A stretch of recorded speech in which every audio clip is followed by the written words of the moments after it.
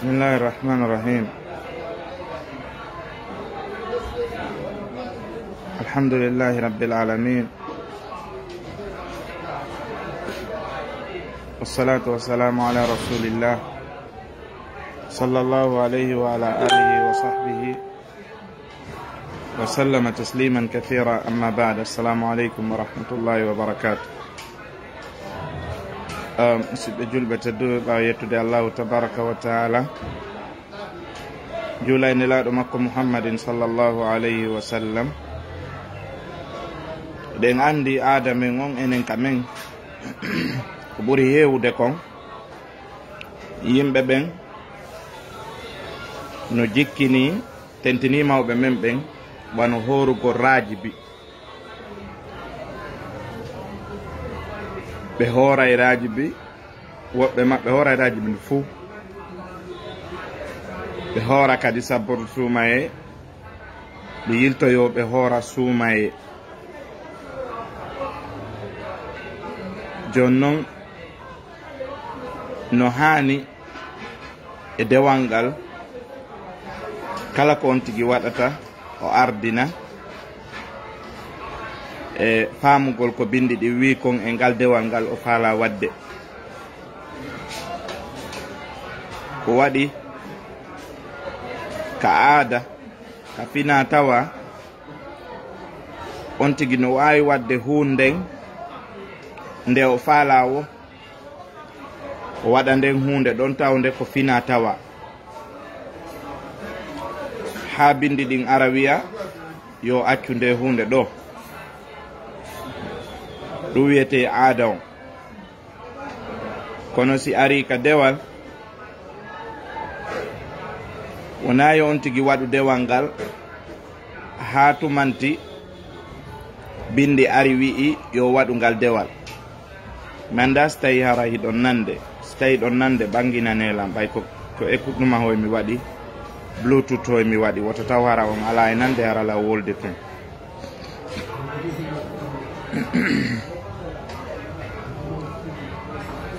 dewal ngal on tigi wona yo waɗu ngal haa tumanti bindi ari wi yo waɗu dewal ngal. ko ɗon o wawata andude ngal dewal ɗo ko waɗete ngal, e ko honde say o waɗata ngal, e ko honno o waɗirta ngal. jon noon si o wawi andude ɗum, on tuma o waway wadde dewal ngal. jon noon horugol ngol umuman, horugol ngol fof ko dewal. jon noon ɓaawo horugol ngol ko dewal, a haana wadde ngal dewal ɗon haa tumanti heɓuɗa bindi selluɗi innuɗi ngal ɗo dewal no haana waɗede, e ko o sayi ɗo ngal waɗete, e ko embere ɗum ɗo woni ko ngal ɗo dewal waɗete. wano suumaye on nde ari, Allah holluno en lewru ndun ka hoorete ɗon, o rewni ɗum ene laaɗo sallllahu alayhi wa sallam. o holli en dumunde ko hoorete kon, o holli en ka korka kam fuɗɗoto ɗon e nder ñallal ngal e ka lannata ɗon, o holli en ka korka kam fuɗɗoto ɗon e nder lewru ndun, o holli en ka lannata ɗon. jon noon si ɗum woni ko ɓaytawde ɗum ɗon ko dewal, si tawi hara ko fina tawa, mana culture men on, norms and traditions ɗi men ɗin ko marɗen kon enen, ɗum ɗon haray on tigi ɗo waɗa ɗum saayi fof saayi. o waɗi ɗum ɗon ko yo waɗu haa tuma bindi ari wi yo accu, si o acca. kono dewal ngal na yo waɗu si wona tuma bindi ɗin ari wi yo waɗu. jon noon horugol raajibi ko dewal, ɓaawole ko dewal, haanaka on tigi hoora raajibi on si wona tumanti o tippi e Qur'an e sunna, o andi raajibi on ko hoorete e makko e ko accete e makko e si raajibiru ndu fof mayru ndu hoorete mume e so ndu hooretake ndu fof e ko honno heɓirta intention on anniye on fiɓugol ngol fi horugol on ɗon raajibi so tawi woni o hooray. donc umuman mo faalaɗe wiide haray horugol raajibi ngol ndu fop e ɓure ko ari kon fi horugol raajibi on immorde hadiseje ɗen hadiseje ɗon karamokoɓe ɓen ko tabintini e majje wondema hadiseje ɗen de fof ko lowɗe hadiseje arɗe ɗen tabintini yo raajibi hoore ndu fuu e tabintini kadi yo yani mo hoori raajibi on hino mari ɓural hunde kaari ɗen hadiseje arɗe yewti fi ɗum ɗon ɗen ɗon hadiseje de fof ko lowɗe. joni noon si tawi ɗum ɗon wiyama haray karama koɓɓe no ɓangini si on tigi hooray raajibi on ko honno hoorirta. misal joni si o hooray e mayru tenen e alhamisa e nder jonte ɗen nayi e nder lewru ndun ɗum ɗon no selli no dagi ko sunna horugol tenen e alhamisa ko noon woniri kadi horugol 13 14 15 lewru l'islam ɗum lewru ɓale no wirete noon ka men lewru ɓale horugol 13 mayru 14 mayru e 15 mayru ɗum ɗo kadi hino sella no jeeya kadi e ko sellata e horugol e nder raajibi yoɓugol neɗɗanke on ko ñawlino kon e suumaye feƴƴuɗo on si tawi hawri ara himo ñawlino e suumaye feƴƴuɗo on ɗo tawa o yoɓali ha joni jonnon suumayeru nduɗa ɓadike faysirajibi on feƴƴi ko sabru suumaye si sabru suumaye on feƴƴi ko suumaye jonnon woni koye dow wersindare o woniri ɗon o yoɓali nde ñamande makko ka suumaye feƴƴuɗo woni e ko angal kattane o wawali woni no woniri haray e si o aray yoɓugol ko ñawli kon e ndu suumayeru feƴƴuɗo ɗon kon aray hino sella ka hoora ɗum e nder raajibi on ɗo o yoɓa ella ala e mum katara bi noon sonnaɓe ɓen tawayɓe ɓe yi ƴiƴam filaye e nder honno wiyete suumaye feƴƴuɗo on ma ɗum ɓe yi ƴiƴam ɓesugo ɓe mana ɓe jibini ɓe laaɓali ɓe laaɓoyi ɓawnde suumaye on feƴƴi no anda ɓen ɗon hara hiɓe ñawli si ɓe faala yoɓugol e nder raajibi on ɗo ella ala e mum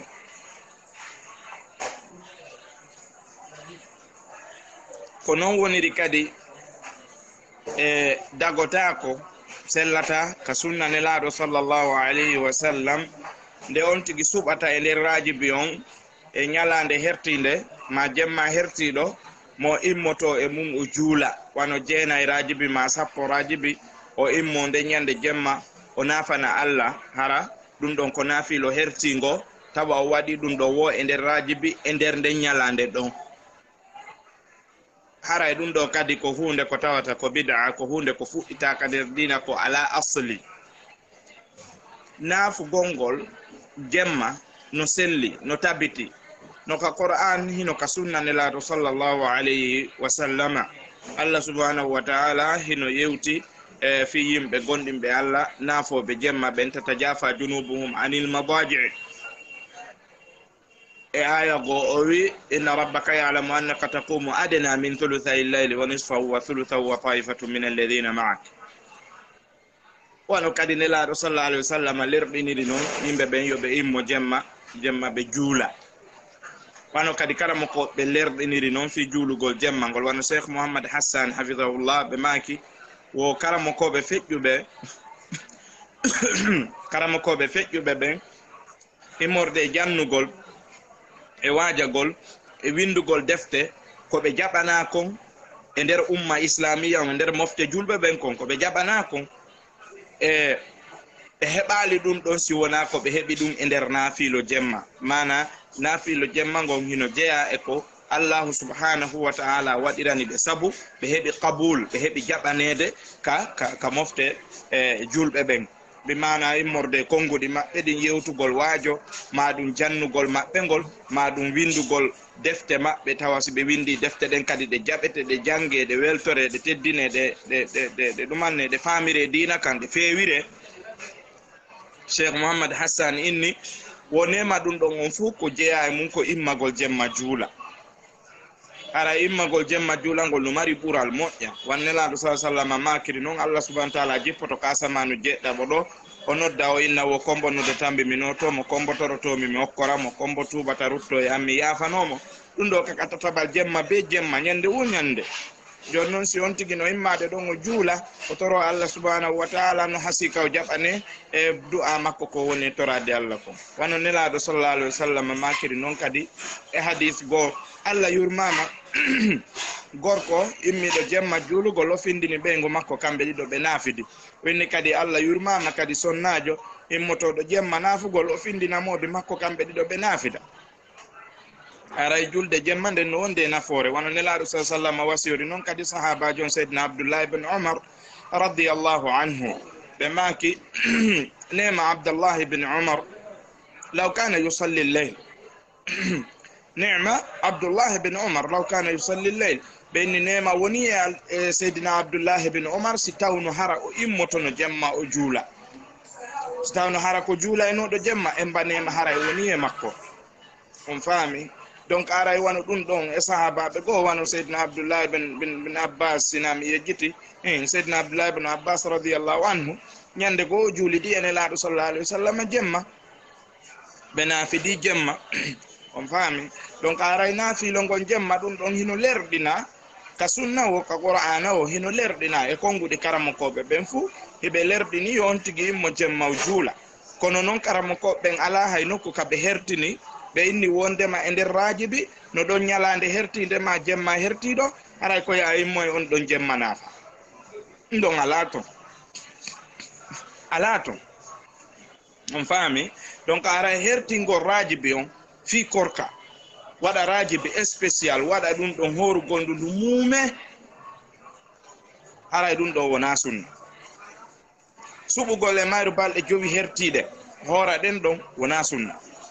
suɓugol e mayru balɗe 15 arane ɗen hoora ɗen ɗon wona sunna. suɓugol e mayru balɗe 15 sakkitore ɗen hoora ɗen ɗon wona sunna. ko selli kon e horugol e raajibi ko alhamisa e tenen ma ɗum 17 15 ma aden yoɓowo e ko way wano muɗum ta dow himo mari sabu ɓe mana ko sharia sarɗini e hoore makko korka e muɗum tamo horude ɗum ɗon e nder raajibi. Amma ko tata kon ko neɗɗanke on suɓata kanko tun raajibi makko on o inna yo horu e nder raajibi ma ɗum o hora raajibi ndu mume ɗum ɗo wona sunna. hadiseje arɗe ɗon nden fof fi horugol raajibi e yewtugol ɓural raajibi karamokoɓe ɓe wiɗen hadiseje ɗon ko lowɗe bal ahadithum mawdu'a todena hadiseje ɗen ko fefindaɗe damba e nelaɗo sallllahu alayhi wa sallam ɗe tabita e makko kanko rasul alayhi salatu wassalam.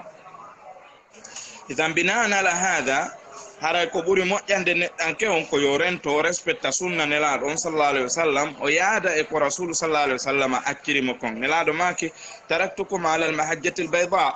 ليلها كنهارها لا يزيغ عنها إلا هالك بماك كتاب الله وسنتي ما تيون الأول تاني والبين ono tawi maggol halko yosi wona neɗɗo on no wiyete accituɗo ngol ɗon laawol ɓe maki ko deftere Allah nden sunnanelaɗo sa sallam mo jogi tike ɗiɗo ɗiɗi aray ko ala e majjude. wonnelaɗo sa sallam makiri noon kadi alaykum bi sunnati wa sunnati lkhulafai rachidin yo woni e dow moɗon sunna on e sunna ɓen ɗon fewɓe fewnoyɓe tamassaku biha ɓeyni jogitiɗe wa addibu alayha binnawajis gattiron ɗum kadi ñiiƴe mon ɗen hakken ko hanuɗon jogade sunna on tiiɗina jogitagol mo ngol kadi. Donc si on tigi ƴetti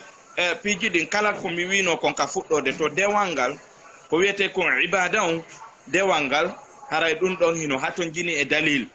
Allah subhanahu wa ta'ala ko ɗum wi qul hadihi sabili ad'u ila allahi ala basiratin ana wa man ittaba'ani wa subhanallahi wa ma ana min almushrikin. ndo ko laawol angol ni no nodda faade Allah subhanahu wa ta'ala wondude hondum wondude dalil o wi ala basiratin wondude e dalil e banganduye e seede haray wona hottagol wona sikke wona tawi wona roni wona finitay mawbe mun e mun koko tawi kon dalil no selli e mudum dalil sella e mun ko ya terto dum do madama haray ko ibada tay tun ko dewal wona yahu dewal ngal hatumanti dalil ari winniya wadu ngal donc haray horugol hertingol e der rajibi madum juulugol hertingol e der rajibi hara wona sharia al-islam on inni dum don haray dum don ko bid'a jon non ko ari kon fu wana mi wiri non hadiseje arde den yewtude den fi affaire horugol rajibi no fota siko do fu no fota siko yoga e mayru e bure mudum de hadiseje do ko lowde dum karam ko ben tabintini ida ara on tiyo rento e dum don amma non wana wirude non nane say on tiyo bay woni wa alaikum salam wa rahmatullahi wa barakatuh si tay hara on tigi yo bay woni suma e makko ko nyawlino ella ala e mudum madum simo wanno goddum ella ko tawata ido jeyda e kafara fara dum don himo hani horande dum don ara on tigi no wawi horude dum don wano example goddo hino wondiri Allah subhanahu wa ta'ala wondiri kay ko wondiri konko fenande ta himo hani horugol honno wiete balde tati jokkondirde ara himo wawi horude nder dum sabu haray problem ari ko tawata duma on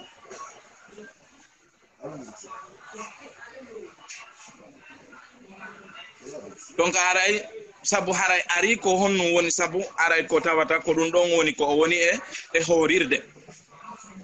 donc si tay woni dum don sabu mudum on ari haray imo wawi horude dum don wano woniri non kadi stay hara on tigi wano wirno den non himo nyawli mo fala yobude mo wawi yobude wano wirno den non kadi si on tigi horay tenen e al khamsa mo wawi horude si on tigi kadi horay sappo joyi lewru be mo wawi horude dum don kadi e der rajibi on ella la e mudum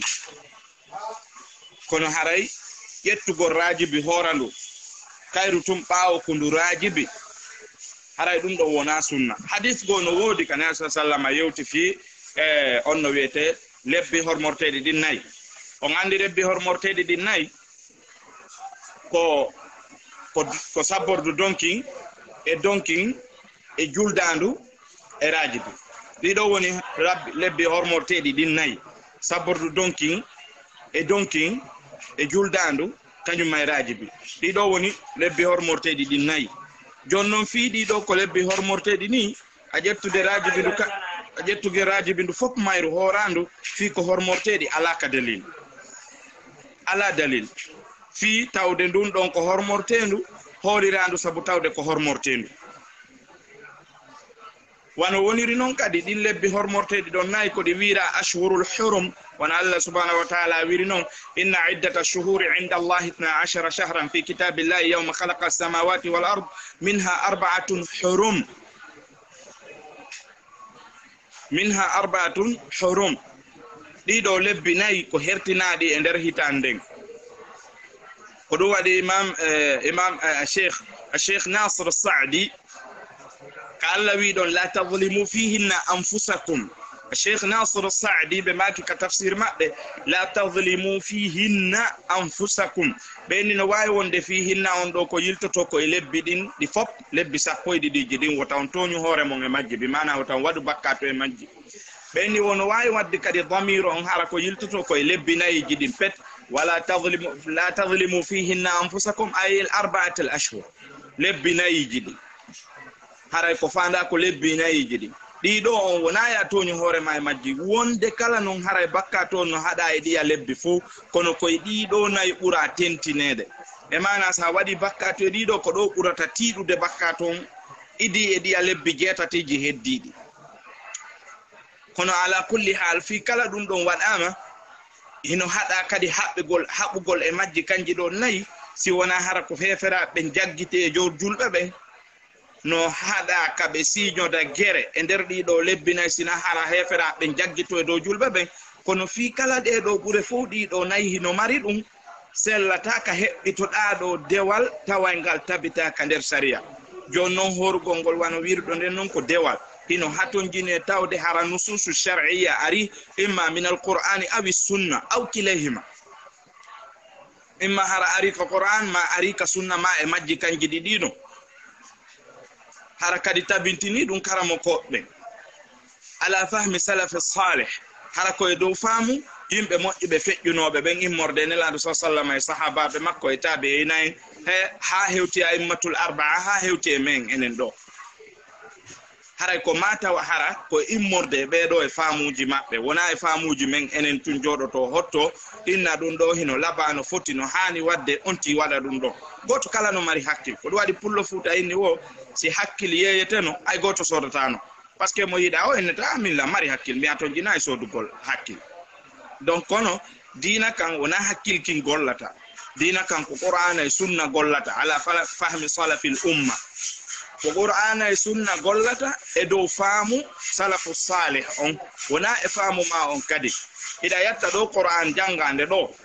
inna do joni da firude nde faama don goddum ka hakkille ma an tun inna dum do no hani dum do no laba wadgol dum do ella lato kono si a yahoyi ka nususuji yahoya tawa salafu nanon be famirno dum don donc anda automatiquement ko ammari erreur wano woniri non kadi ka hadithi da janga do hadith fama guddum tawa na dum do rasul sallallahu fandi salaful umma en giltoda e mabbe tawa ya jakana dum don woni ko be yewti e fe ko nela rasul sallallahu yewti don ko tawa na faamu goto jogi don automatiquement fela hore ma an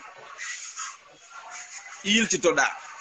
arta e ko hani kon wonta e bindi din wonta e ko faami dum kon salafu salih sa faamali no salafu salih faamiri non haray ko e ella wonata parce que a sikka hida tinni e dewal tawa e jaka wona e dewal wonda parce que haray wona ko fanda kon kanu susuji an won ay jettude gollitira donc au moment ko mi fala yewtude do fulastul qawlon o wonde ma horu gorajibi hino sella si tawi ko alkhamsa e tene ma sappo e sappo joyi ma mardo kafara ko warata ma du nyawlido suma e ko yobata ainsi de suite kono ƴettugo rajibi ndu ñogetto horandu alaka sunna subugol kadi nyalande hertinde nde nafata e mudum e nder rajibi alaka sunna ara musibbe julbe teddube bay yimbe naati nder ga ko e restaurant mi woni do mi daro wan wado salmini on fo modon ara min inde anden ko Muhammadu Isa Sall modi Ibrahima Kansamel inde anden ko Muhammadu Isa Sall kono ko mi duda andirede ko Isa Sall ma dum Sheikh Sall kono non be wi'ay lan ton Sheikh Sall min ko mi wondo e jangude wona mi sayfujo ko mi wondo e jangude ko mi tuwaylibu ilmin mi wona hay mi talibu ilm ko mi tuwaylibu ilm mi jeado e burbe fandude ka dabbo be gandal ben kono non ko mi lolliri comme mi woni on yeetaade ko Isa Sall ma Sheikh Sall be noddirtammi kono ko dum don woni ko mi lordiri haysina dum don woni ko mi woni kono ko mi wadiri dum don non ko fiyon faamu ba on landikelan ko no woni inde anden haray mi salmini on fo modon assalamu alaikum wa rahmatullahi wa barakatuh